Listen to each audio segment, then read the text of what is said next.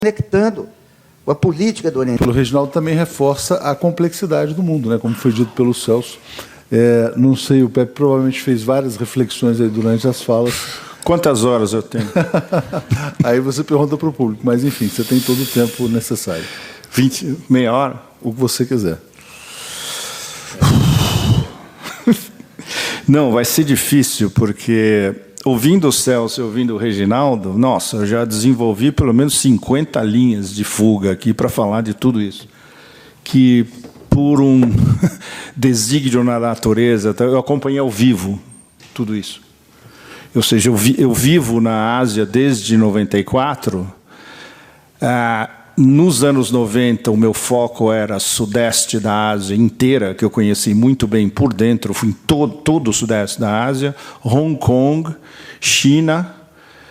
E aí, no final do milênio, começo dos anos 2000, eu comecei a derivar para a Ásia Central e para o mundo islâmico. E eu comecei a ir justamente para... Eu não chamo de Oriente Médio, Reginaldo. Os meus amigos em Beirute, exatamente, eu colaboro com um site que chama The Cradle, baseado em Beirute. Nós estamos tentando impor, na narrativa em inglês, para o mundo inteiro, a noção de oeste da Ásia.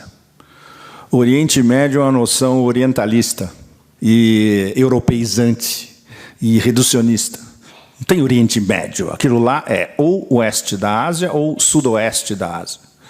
Então, isso a gente está fazendo e está pegando.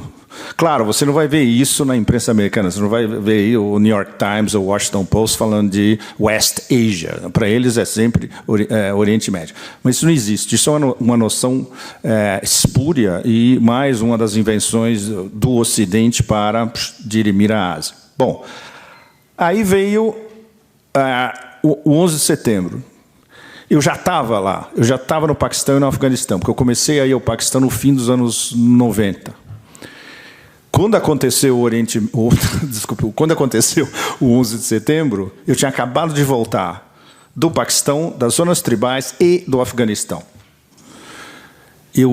Quando aconteceu, eu saí do Paquistão 11 dias antes do 11 de setembro. Ou seja, foi aqueles famosos, no caso de jornalistas, você está no lugar certo, na hora certa, no momento histórico certo. Aconteceu daquela vez. Claro, eu já estava pensando que, eu tenho que entender até onde vão os talibãs, eu tenho que entender tudo como funciona nos talibãs dentro do Afeganistão e a relação deles dentro do Paquistão, nas áreas tribais, e como isso pode desestabilizar não só aquela região. Na verdade, o Afeganistão é uma encruzilhada. Ele está na encruzilhada entre a Ásia Central e o sul da Ásia. Então, como um movimento que tinha, evidentemente, uma ligação direta com aqueles psicóticos da Al-Qaeda, poderia desestabilizar toda essa região. Ou seja, a Ásia Central praticamente inteira e uma boa parte do sul da Ásia, o Paquistão, inclusive a Índia. Então, aconteceu o 11 de setembro, e o que aconteceu na minha vida profissional? Eu entrei de cabeça na guerra contra o terror, mas de dentro, mas muito de dentro, bem pesado mesmo, que era cobrir não só o que estava acontecendo no Afeganistão e no Paquistão. Eu voltei. 10 dias depois do 11 de setembro, 15 dias depois do 11 de setembro, eu voltei, inclusive, eu passei por aqui. E a Globo, por incrível que pareça, queria que eu reportasse do Afeganistão. Foi uma das experiências mais inacreditáveis da minha vida profissional, porque tinha a direção da Globo, queria que eu falasse na Globo News praticamente toda noite. Acho que alguns de vocês devem até lembrar disso. Foi um negócio inacreditável. Eu tinha um telefone satélite, eu tinha que combinar a hora de ligar para cá. Às vezes você tinha pane total, não funcionava, eu tinha que ligar 10 vezes e aparecia um boletim na Globo News de noite. Então, depois disso, o espectro de trabalho virou um negócio praticamente... Por exemplo, eu fiquei sem casa, eu vivi on the road durante 3 anos sem parar. Eu fechei meu apartamento em Bangkok, eu vivia literalmente on the road, entre Irã, Iraque, Afeganistão, Paquistão e Bruxelas. E depois para os Estados Unidos. Depois voltava. Que era o único jeito de você acompanhar ao vivo como essa transformação do mundo estava ocorrendo e o que significava, o que estava por dentro e por trás dessa noção esdrúxula de guerra contra o terror. Que terror? Quem define quem é o terror? Quem são esses terroristas? Bom, a ênfase na época era a constituição da Al-Qaeda, qual era a agenda da Al-Qaeda e as derivações da Al-Qaeda em diversos movimentos. Então tinha a Al-Qaeda no Maghreb, tinha a Al-Qaeda na Península Árabe, a CAP, a Al-Qaeda na Península Árabe.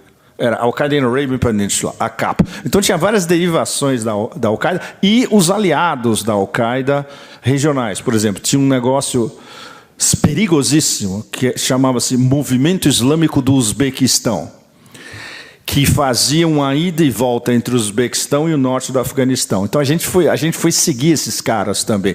Uma das minhas viagens para a Ásia Central, quando eu cheguei no Quirguistão e no Uzbequistão, eu estava atrás desses caras. Eu queria achar quem era o líder do movimento islâmico do Uzbequistão e tentar falar com ele.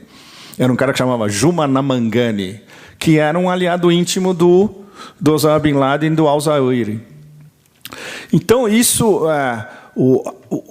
E acompanhar tudo isso no campo era extraordinário, porque você tinha que seguir não só as derivações dementes da guerra contra o terror, quanto o que os americanos estavam querendo aprontar nessa história toda, especialmente considerando que havia uma omissão tanto da Rússia e da China no momento, porque a Rússia estava se reorganizando e a China estava só preocupada com o crescimento econômico.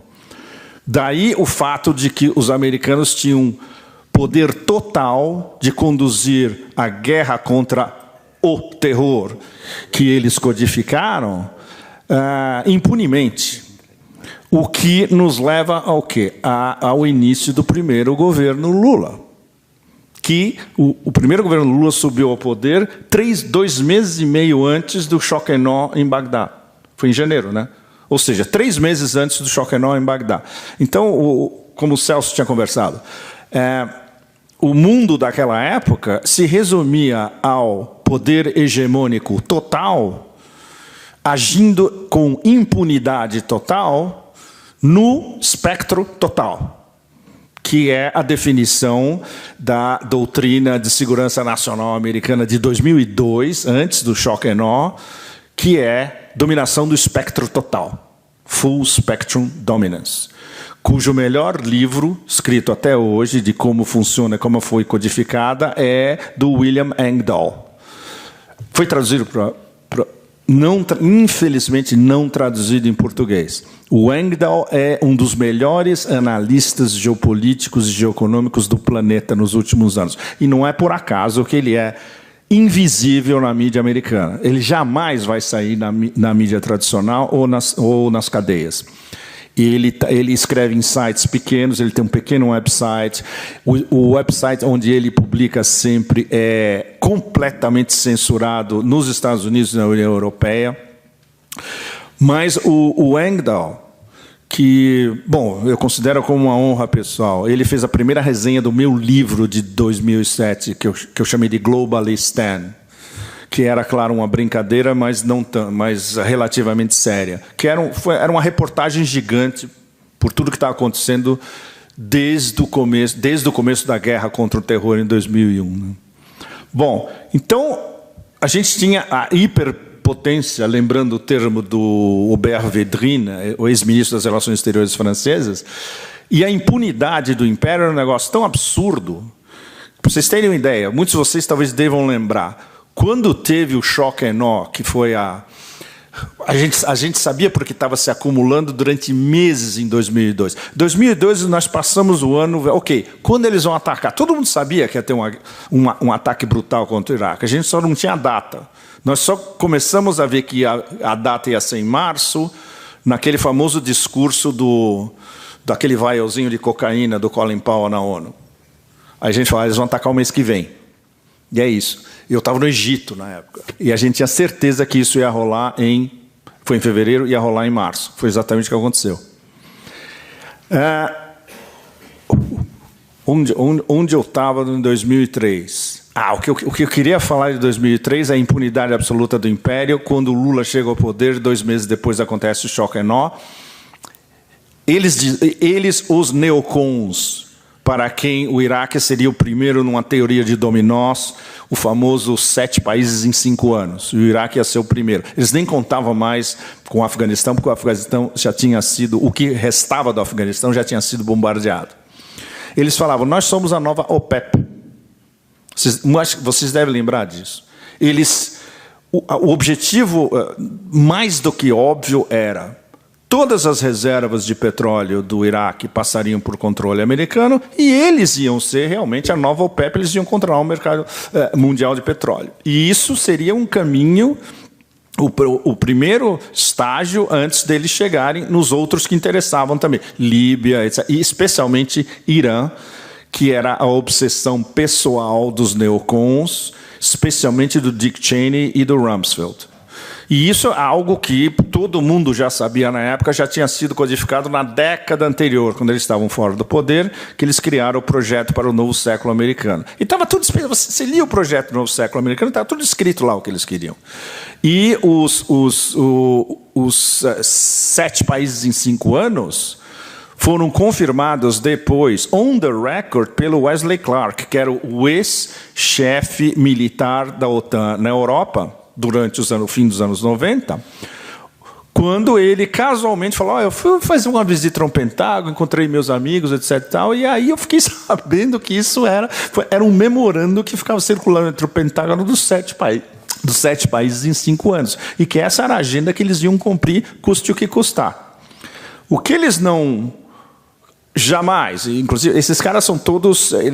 Eles não têm nenhuma experiência militar, para começar, os neocons. Eles são ideólogos que vivem num pequeno escritório de ar-condicionado em Washington, basicamente em Washington, em Maryland ou em subúrbios da Virgínia, e eles acham que eles entendem o mundo, eles são incapazes de não só entender o mundo, como entender outras culturas, eles têm um senso de excepcionalismo além da imaginação, e na época, como eles tinham um poder ilimitado, eles achavam que eles iam justamente conquistar totalmente para o perene, inclusive, todo o Oriente Médio Oeste da Ásia, que é o que interessava porque tinha as fontes de energia, petróleo e gás. Catar não estava na história porque eles consideravam o Catar já uma das colônias e qualquer deal que o Catar fosse fazer de gás ia ter que passar pela anuência americana ou pelo imprimatur, como é que chama, o green light americano. E foi muito engraçado, porque depois, em 2002, por exemplo, eu fui a Doha, não para ver a Copa do Mundo, mas para visitar uma base americana, onde eles estavam se congregando, se armando e configurando militarmente como ia ser a invasão do Iraque vinda do sul pelo Kuwait. Então, o mundo em 2000, quando Lula chegou ao poder, o mundo em 2003, o Celso disse que era relativamente simples, nesse sentido de que era completamente dominado pelo poder hegemônico. Sim, era muito simples, porque não havia contrapoder de nenhuma espécie. Os russos estavam começando a reorganizar o desastre dos anos 90, quando os Chicago Boys destruíram completamente a economia russa, empobreceram o país a um nível 60%, quase 80% da Rússia foi empobrecida. E a Rússia tinha um papel internacional extremamente reduzido na época. E a China tinha entrado na OMC em 2001. Ou seja, a China estava olhando, ok, agora a gente vai conquistar mercados no mundo inteiro legitimados pela OMC. A preocupação da China era exclusivamente econômica e não tinha uma preocupação de ter um papel geopolítico ainda. 10, 15 minutos? Tranquilo. Okay. Desculpe. Tá. Então, para o Império era tudo muito fácil. E, claro, a União Europeia sempre com um papel extremamente secundário. Não era, como é hoje, um vassalo absolutamente declarado e impotente.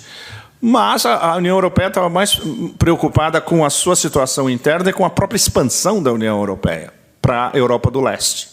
O que já incluía, naquela época, o tema fundamental da expansão ilimitada da OTAN.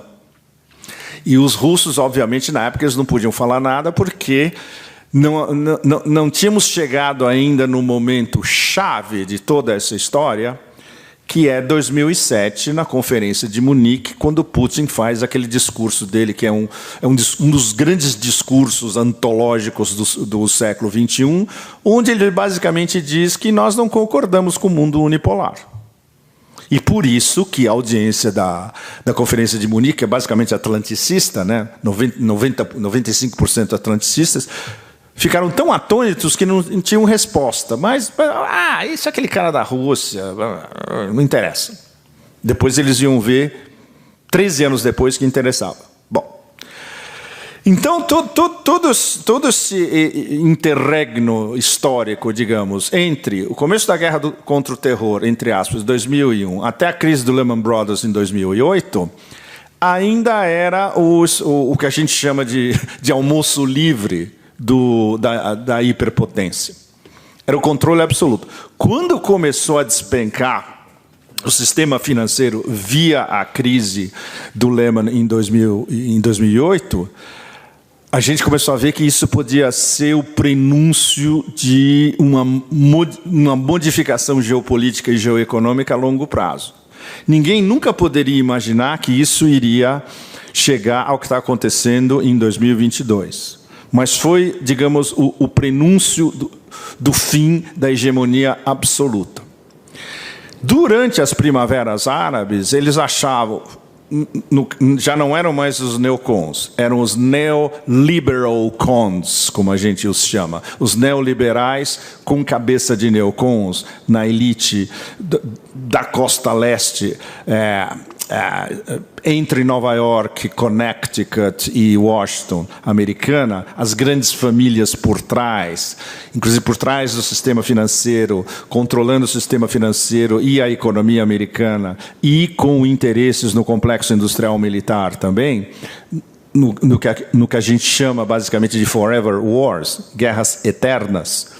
A guerra eterna continuava rolando, embora eles estivessem já perdendo, entre aspas, no Afeganistão, a OTAN, veja bem. Não eram mais os americanos, a OTAN, que estava num desastre absoluto no Afeganistão já em 2007, 2008, 2009. Antes da chegada ao poder do Obama. Quando o Obama entrou no poder, em 2009, justamente, em janeiro de 2009, a primeira decisão de política externa do governo Obama foi fazer um surge, uma arrancada militar no Afeganistão, que obviamente deu errado. Todo mundo sabia por que ia dar errado. Bom, aí mudou completamente a história com as primaveras árabes, porque eles achavam que eles podiam reorganizar justamente o Oriente Médio e o Oeste da Ásia com figuras um pouco mais palatáveis, por exemplo, fora Mubarak, mas vamos colocar o nosso cara, e no final a gente termina com um ditador militar, o Sisi, que era a mesma coisa que o Mubarak. Isso foram as primaveras árabes, no fundo. A que funcionou, entre aspas, foi a Líbia, porque eles usaram, taticamente, muito inteligente, por sinal, eles pré-fabricaram um conceito vendido na ONU, dentro da ONU, legitimado pela ONU, que é o R2P, Responsabilidade para Proteger. Baseado na possibilidade de um massacre de líbios na Cirenaica, no leste da Líbia, pelo exército do Gaddafi, eles conseguiram passar uma resolução da ONU em cima disso, com, infelizmente, um erro enorme estratégico, tanto da Rússia e da China, que se abstiveram. E aí eles lançaram uma guerra ilegal da OTAN para destruir o país africano de maior PIB per capita, mas legitimada pela ONU. Ou seja, continuava aquela soberba imperial de que nós podemos fazer o que nós quisermos, né? O problema é que teve outra revolução colorida, ou primavera árabe na Síria, que eles achavam que eles podiam fazer a mesma coisa. No começo, era mais ou menos plausível que eles podiam fazer a mesma coisa, mas não tinha o green light definitivo para lançar uma operação da OTAN contra a Síria. O problema é que no meio da década o negócio virou de ponta cabeça totalmente, porque os russos perceberam qual era o jogo do Império na Síria e falaram, não, eles são nossos aliados, nós vamos intervir. Mandaram uma pequena força militar, porém muito competente, uma força aérea, coordenaram a defesa do governo em Damasco e da Syrian Arab Army, o exército sírio, com forças do Hezbollah e instrutores iranianos. E a partir de 2015 virou o jogo de ponta cabeça totalmente na Síria. E o Império não tinha uma resposta contra isso. A resposta do Império, na verdade, foi mais uma guerra de procuração. Vocês devem lembrar que na época existia só um mantra: Assad must go. A gente sabe o que aconteceu com quem go. Todo mundo foi go, todo mundo foi embora, menos Assad, que continuou lá. Por quê? Porque ele estava protegido pelas forças aéreas e pelas forças de terra combinadas iranianas, Hezbollah, tinha um centro de inteligência em Bagdá também, e as bases russas. Aí já tinha passado coisas importantíssimas no interregno, que foi as revoluções coloridas frustradas no Cáucaso e na Ásia Central. E, inclusive, uma revolução colorida frustrada na Ucrânia também. Ou seja, qual era o plano B do Império? Na verdade, o plano A do Império, desde o começo, era conter como é que chama? A nova decolagem, a primeira decolagem da Rússia, pós-desastre dos 90. Teve o acontecimento fundamental que ele explica tudo o que está acontecendo até hoje, inclusive o que está acontecendo em 2022, que foi Maidan 2014 em Kiev, financiada pelos americanos já de anos antes, pelo menos 5 bilhões de dólares reconhecidos por eles mesmos, um golpe de Estado arrumado e coordenado na Ucrânia pela Victoria Nuland, que é uma neocon barra pesada casada com Robert Kagan, que é o pai espiritual dos neocons e o mais perigoso de todos, porque ele basicamente ele é o conceitualizador de como os neocons pensam. Sua mulher estava lá distribuindo cookies, né, distribuindo biscoitinhos em Maidan, em Kiev. Mas o negócio era muito mais sério, porque eles já tinham escolhido o governo, como ia ser, o fato de que iam ser vassalos absolutos do Império, e eles achavam que eles tinham finalmente conseguido o que eles queriam, que era infringir qualquer tipo de coordenação da Rússia com a sua margem, a Western Borderlands, né, as suas terras de fronteira a oeste da Federação Russa, que é o caso da Ucrânia, e fazendo uma ligação contígua com a Europa Oriental. Isso foi em 2014. Então eles tiveram, de 2014 a 2022, para armar a Ucrânia a um ponto sem retorno de que é o exército mais poderoso da OTAN, mesmo não sendo parte da OTAN. O exército ucraniano, em condições normais, poderia dar um cacete em qualquer exército de qualquer país da OTAN. Talvez o único que oferecesse o mínimo de resistência seria o exército turco. Armado, weaponizado, financiado a peso de bilhões de dólares pelos americanos desde 2014. E, ao mesmo tempo, com uma campanha de relações não públicas, na verdade, de insuflar dentro das elites ucranianas e dos militares do serviço de inteligência ucraniano uma russofobia absolutamente terminal. Então, juntando tudo isso, eles criaram as condições para... Então, vamos espremer a Rússia no oeste da Federação Russa. E, claro, isso, durante todo esse tempo, que foi o que eu vi desde o começo, quando eu fui para Donetsk em 2015... o bombardeio praticamente diário das populações russófonas em Donetsk, em Lugansk. E a Rússia, na época, não reagiu. A Rússia não fez em 2014 o que eles começaram a fazer em fevereiro de 2022. Isso, conversando com diplomatas russos, mesmo off the record, eles deixam escapar que, na época, a gente não tinha margem de manobra e não tinha força militar e não tínhamos a segurança de que era a melhor coisa a fazer, que não só que a gente tinha razão, mas que a gente podia fazer isso da melhor maneira possível e evitar o que poderia ser um genocídio a longo prazo das populações russófonas no Donbass.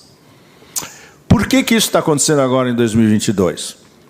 Porque nesse tempo todo a pressão do regime de Kiev, primeiro Poroshenko e depois o comediante cocainômano, eles chegaram a um ponto onde não tinha mais saída para a Rússia, inclusive em termos da opinião pública dentro da Rússia, que é algo jamais examinado pelos ocidentais, que já estavam clamando seriamente: você precisa tomar uma atitude com o que está acontecendo com os nossos irmãos, primos, russófonos, nas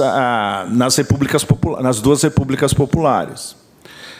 E isso culminou com o que aconteceu justamente em fevereiro, onde a inteligência russa, coletando todas as principais informações que eram necessárias na época, chegou-se ao ponto onde eu defini como 3 linhas vermelhas acumuladas que explodiram na mesma hora. O fato de que havia uma blitzkrieg praticamente certa. Isso os informantes russos em Kiev já tinham confirmado. Vai ter uma blitzkrieg, e não uma blitzkrieg ucraniana, uma blitzkrieg da OTAN, coordenada pela OTAN, usando o exército de Kiev em cima do Donbass, com entre 80 ou até 100 mil soldados e um equipamento absurdo, e que poderia inevitavelmente se transformar num massacre de civis em Donetsk e em Luhansk. Isso é o número 1. Número 2, a certeza que eles já tinham, por serviços de inteligência, do programa de armas biológicas dentro da Ucrânia. Não só na Ucrânia, como tinha na Geórgia também. E o terceiro foi o Zelensky, na véspera, praticamente, do que foi quando foi proclamada a operação militar especial, na conferência de Munique de novo, só que dessa vez o Zelensky, na conferência de Munique, disse: não, nós vamos recuperar nosso programa nuclear. Com essas 3 linhas vermelhas, não poderia ter nenhuma outra reação de Moscou. E quando ela veio, o problema é que ela não veio tão forte como deveria. Ela não veio no sentido de no sentido americano, na verdade, num choque enorme, de decapitar o regime em 24 ou 48 horas. Que eles tinham todas as condições de fazer isso, e seria muito fácil, inclusive. Aliás, o regime em Kiev poderia ter sido decapitado nas primeiras 2 ou 3 horas. Não. Eles achavam que seria possível uma incursão militar, daí o fato disso ser chamado de operação militar especial, uma incursão militar que talvez pudesse provocar um golpe de Estado em Kiev, e aí você teria um governo militar ou até civil, mas que haveria um diálogo, pelo menos com os russos, e achar os termos de um cessar-fogo. Não rolou. O que prova que a inteligência russa não era tão 100% quanto eles pensavam na época. E aí mudou o status da operação militar especial e hoje está virando basicamente uma guerra, uma operação antiterrorista. Porque basicamente isso não é explícito nem na mídia russa, mas é implícito em tudo que você vê o Lavrov falando, ou os primeiros ministros adjuntos, ou o Patrushev, que é o assessor de segurança nacional principal, ou o Narishkin, que é o chefe da inteligência, dizem a mesma coisa. Esse é um regime que vai ter que ser, no fundo, decapitado. Não é só desmilitarizar a Ucrânia, é desnazificar a Ucrânia. E a Rússia, em termos de lutar contra o nazismo, eu não preciso dizer para vocês qual é o background, né? É mais do que óbvio. E eles levam isso muito a sério. Eles veem o regime em Kiev como um regime neonazi. Pelas declarações, da maneira como eles tratam prisioneiros de guerra, maneira como eles tratam a própria população, a maneira como eles jogam os soldados ucranianos numa máquina de moer carne o tempo todo. Ou seja, sem falar no principal, que são os batalhões neonazis, dos quais os mais famosos são o Azov Battalion, que estava em Mariupol. Então, essa configuração do que é a guerra na Ucrânia não é uma guerra na Ucrânia. Primeiro de tudo, é uma guerra da OTAN contra a Rússia.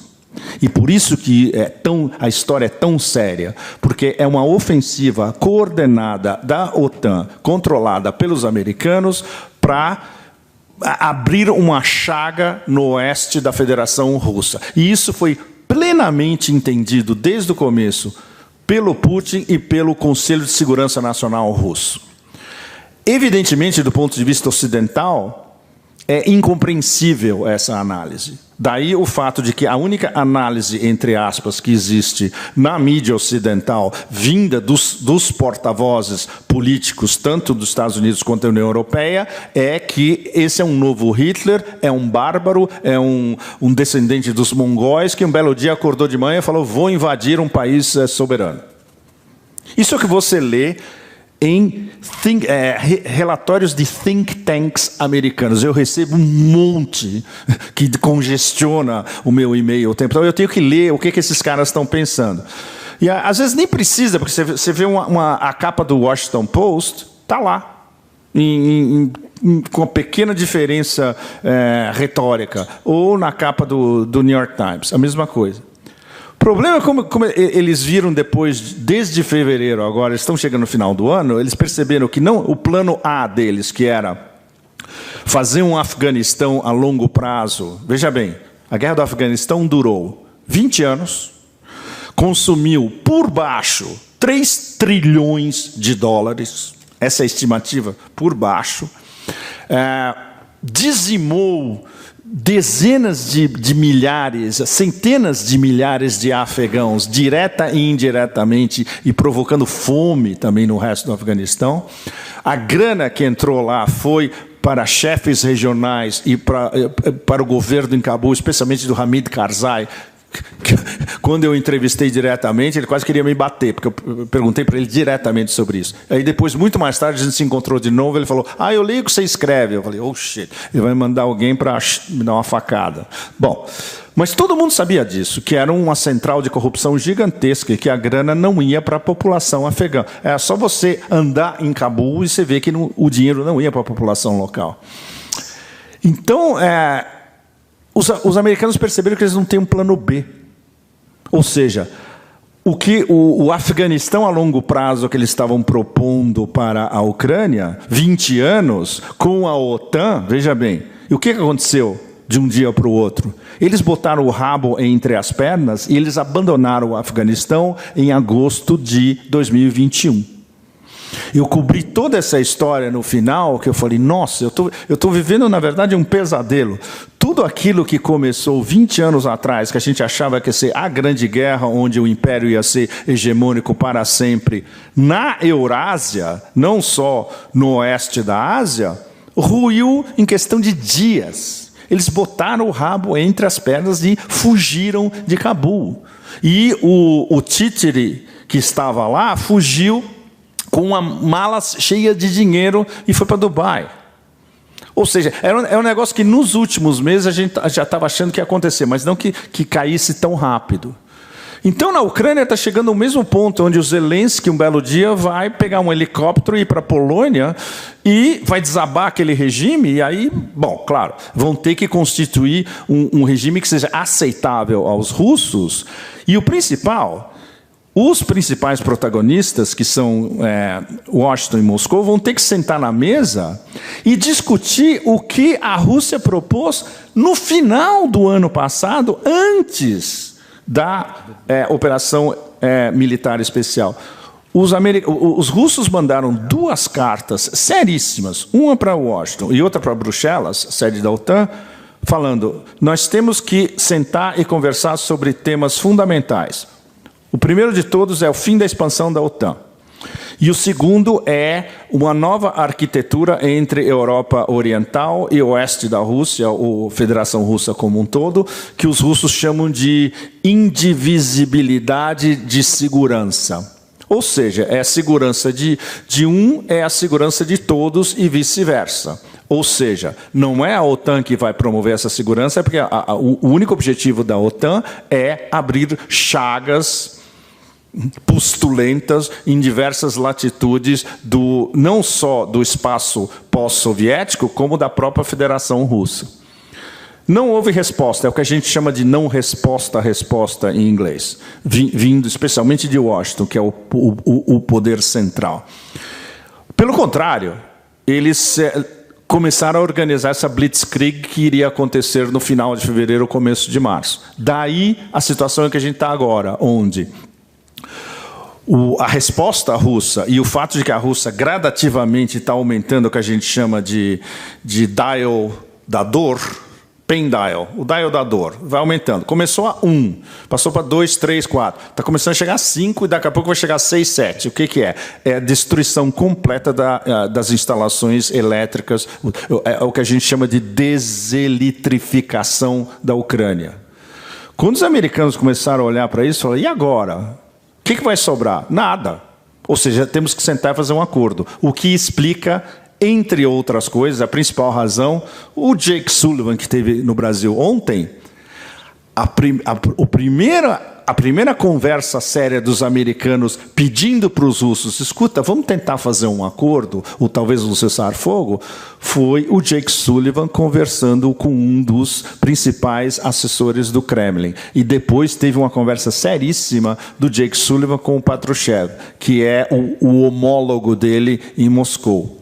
Então, os americanos, no momento, eles estão tentando um cessar-fogo porque eles viram que o plano A deu errado. E eles não têm plano B. E o pior de tudo, o objetivo principal deles não era a Ucrânia. E isso, a União Europeia pega no meio da história, só está começando a perceber agora, mas agora já é irremediável e inevitável, que é o objetivo principal dos americanos, usando a Ucrânia como um peão, é a desindustrialização da Alemanha e, por extensão, da União Europeia. Porque a paranoia principal das elites americanas, na verdade, desde antes da Primeira Guerra Mundial, especialmente depois da Segunda Guerra Mundial, e aí entra todo mundo, entra Mackinder, Mahan, Spykman e chega até o Brzezinski, que é o cara que conceptualizou essa história. É a emergência de um poder competitivo paritário na Eurásia capaz de ameaçar a hegemonia americana. Eles perceberam duas coisas. Primeiro de tudo, não só que esse competidor já emergiu, e o competidor que emergiu é uma aliança estratégica entre Rússia e China, que é, do ponto de vista americano, é imbatível. Eles não tem como eles vencerem uma aliança estratégica, uma parceria estratégica, que é inclusive militar, entre Rússia e China. E o substrato, o subtexto dessa história é uma possível aliança entre a Alemanha, a Rússia e a China. Ou seja, esses três, a Eurásia é deles. E a Eurásia incluindo a Europa também. Ou seja, a Alemanha como uma grande potência exportadora, uma grande potência econômica, o que ela precisa? De uma parceria estratégica com a Rússia em termos de fornecimento de energia para a indústria alemã continuar se expandindo e vendendo para o mundo inteiro, e inclusive para a China. E eles já são parceiros, porque a Alemanha já é parceira das rotas da seda chinesas. E, infelizmente, eu não tenho tempo para falar para vocês dos desdobramentos das rotas da seda. Isso daí levaria horas. Mas, basicamente, o super importante, por que a China lançou as novas rotas da seda em 2013? Vai fazer 10 anos o ano que vem. Para fazer uma ligação de exportação e de conectividade e de trade do leste da China, passando pelo oeste da China, passando pela Ásia Central, oeste da Ásia e chegando na Alemanha, principalmente.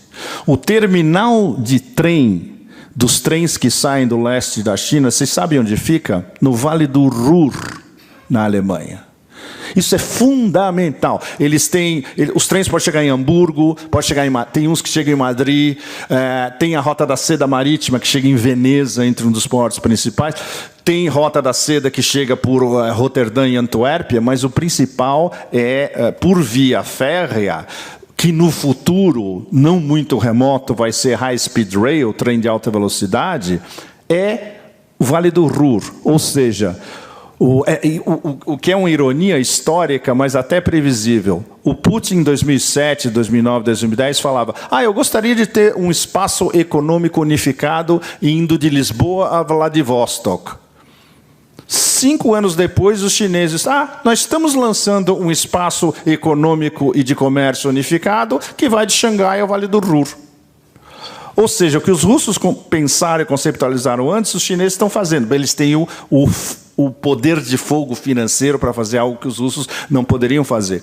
E os russos vieram com um outro conceito que é complementar ao das rotas das sedas chinesas, que eles chamam de grande parceria euroasiática. Esse é um conceito que foi basicamente aprovado há apenas 4 anos pelos russos, mas é basicamente a mesma coisa.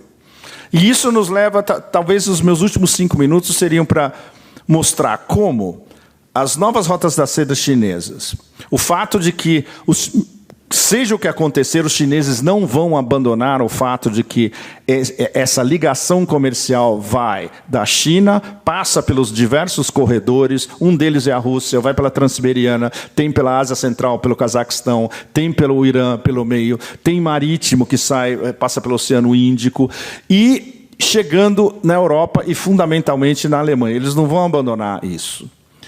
Ao mesmo tempo, os russos sabem que, tudo bem, se a gente perde a energia, o fornecimento de energia para a Alemanha e para o resto da Europa indo pela esquerda, nós vamos fazer tudo o que a gente precisa fazer indo para a direita, onde entram os 2 Power of Siberia, os pipelines.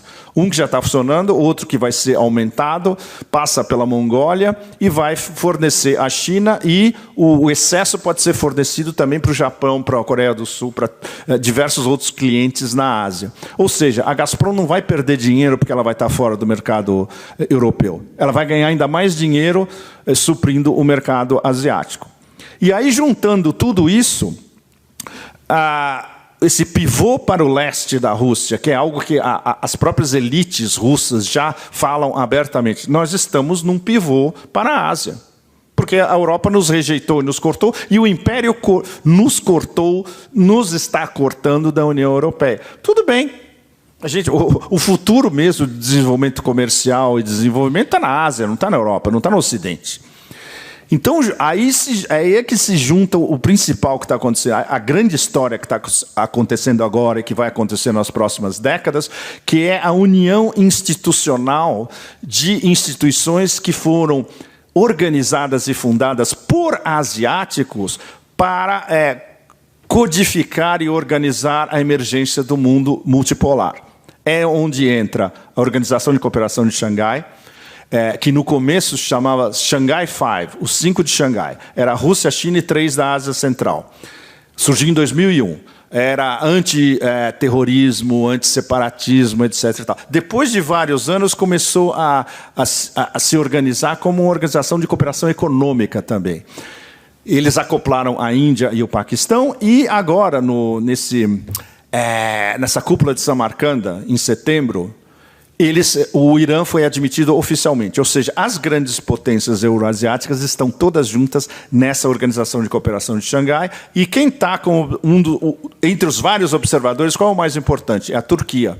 E o Erdogan está louco para entrar, mas primeiro ele tem que resolver uma série de pendências intra-OTAN e com o Império, e fazer isso de uma maneira onde o Império não vá querer bombardear Ankara no dia seguinte.